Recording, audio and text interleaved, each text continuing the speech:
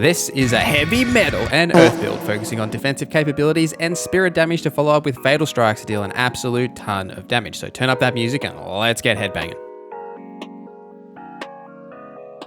Let me know in the comments your favorite virtue to make builds with. So let's talk about this build in general. Now, I've been tinkering with a kind of heavy hammer build for a little while, and I really struggled in the early game to find something that I liked because of how slow the hammer's actual hits are, which is still an issue here, but we're alleviating that in some interesting ways. So once I found the Quake Griffin Hammer and its just honestly ridiculous looking armor set, which by the way, you should go and decorate and change the look of so it doesn't look so obnoxious and actually have some screen space around your character so you can see the hitbox properly. But anyway, so we're focusing on using stone and its heaviness effect as well as earth and its shock effect. So heaviness, what this does is it reduces the lightning resistance and increases spirit damage received. And conversely, shock will reduce the toxin resistance as well as gradually decrease spirit. So the main thing that this build really focuses on is dealing spirit damage with the heavy hammer. Hammers do a really solid amount of spirit damage, plus leaning into the armor set that we're wearing, it does even more spirit damage.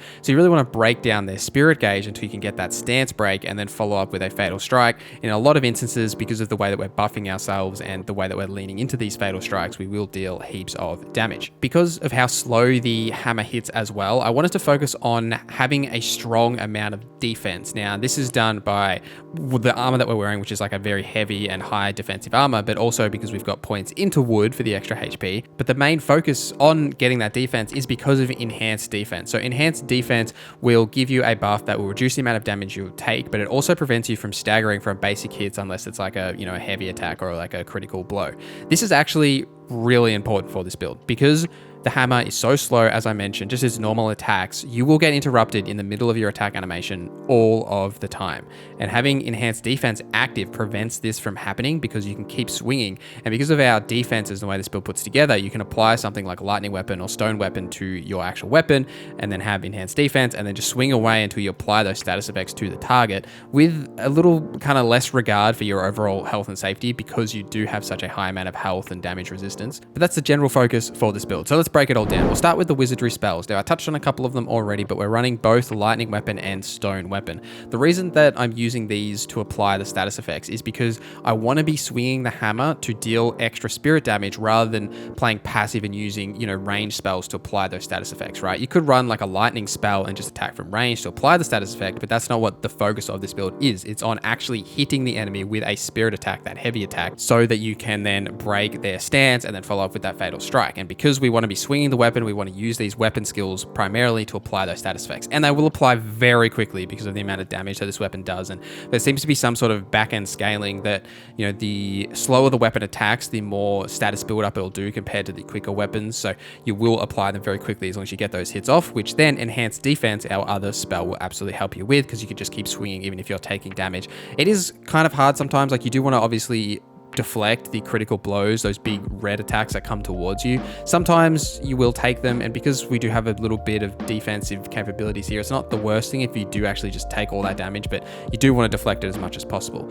Now, your last spell is a little situational and it is a little bit up to you. I have been running Absorb Vitality because you get a little bit of extra health back from that, which is valuable in this build that we are taking damage. Say if you have Enhanced Defense and Absorb Vitality active at the same time, you'll be taking damage, but then just by swinging through their hits, you'll restore some of that HP. You could also drop this and run amplified damage instead, which would be beneficial for, say, fatal striking, because before you can fatal strike, you could apply amplified damage to increase the damage a fatal strike does. So there's some variation that you could run there, but they're the main spells that I've been running. For the Divine Beast, I am running Behu primarily for the secondary passives that it does apply, though if you activate this, it will apply toxin damage and give you some solid bonuses overall, but the main focus here is on the secondary effects. So it increases your spirit damage, it also increases the duration of negative effects on the enemy, and it also applies damage amplification upon fatal strike, which is perfect for this build as we're leaning into applying those fatal strikes. Your attributes and virtues are focused on two stats. The first being Earth. Now you want to maximize this because this is your primary damage dealing stat. It also increases your weight limit so you can wear the heavy armor that we are wearing and not have to do slow rolling. Though you won't roll too much in this build, you probably guard more than you'll roll. And then leaning into wood for the extra HP you get for having those stats into wood plus the lightning damage we're doing. And then balance out any extra stats into fire and metal, primarily into metal because of how the Quake Griffin Hammer stacks. So this weapon stacks with earth as its primary stat, and then metal, and then fire. And because it doesn't use wood at all, you don't want to put too much points into wood, though it doesn't matter too much because earth is still our primary stat. Moving on to your equipment for this build, we have already touched on the Quake Griffin Hammer. Now this weapon does have some pretty good martial arts that you will use that will deal solid spirit damage. So you've got Mountain Buster as well as Heaven Reversal. Both of these are pretty okay. Mountain Buster is one of those unique ones that at high spirit it'll enhance its damage and prevent you from staggering. I would only be using these if you are either at high spirit or if you have enhanced defense active, so you can get these off just because of the wind up time. It is a little bit slow, but in combat for the most part you're either going to be doing a couple of light attacks and then a heavy attack, or occasionally using these martial arts effects. As my secondary weapon, I'm currently using the dual rooster crowing halberds. Now anything really works in this category as long as it's a fast attacking weapon. So I'm specifically using these because it does scale primarily with fire, but it also has good scaling with earth, and the main reason is because it's a fast weapon that I can use in some of those situations where the hammer is just too slow and you might need a quicker weapon. So you've got that option if you do want to go down that route.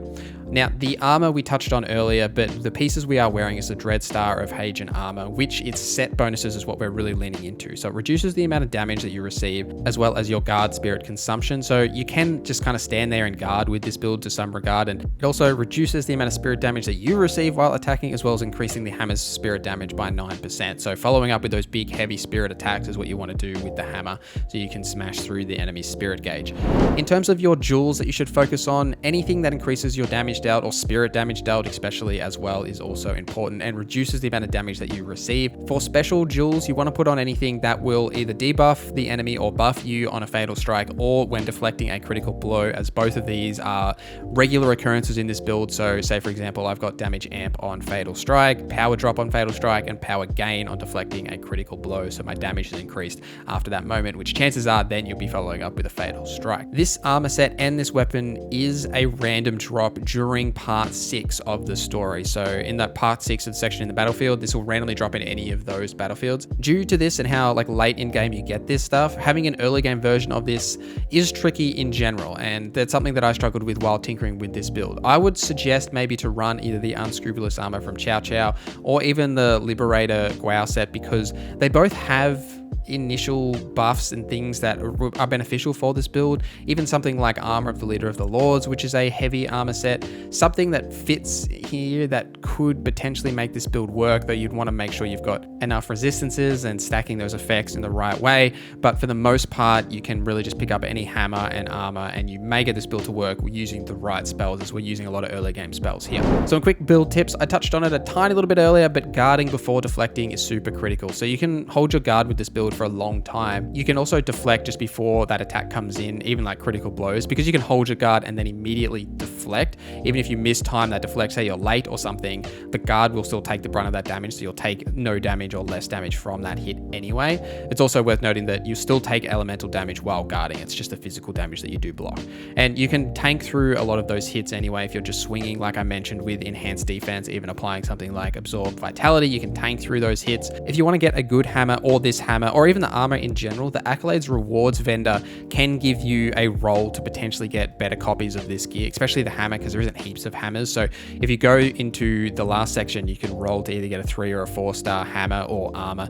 You have less chance of getting the armor because there's so many different armor sets, but the hammer you've got a pretty high chance of getting a copy of. So if you're struggling to get this set to drop, it's just another way that you can get those pieces. Let me know in the comments what you think of this build. Thank you guys for watching this video till the end. Thank you to our members for supporting the channel. My name is NorZZa, and I hope you have a great day.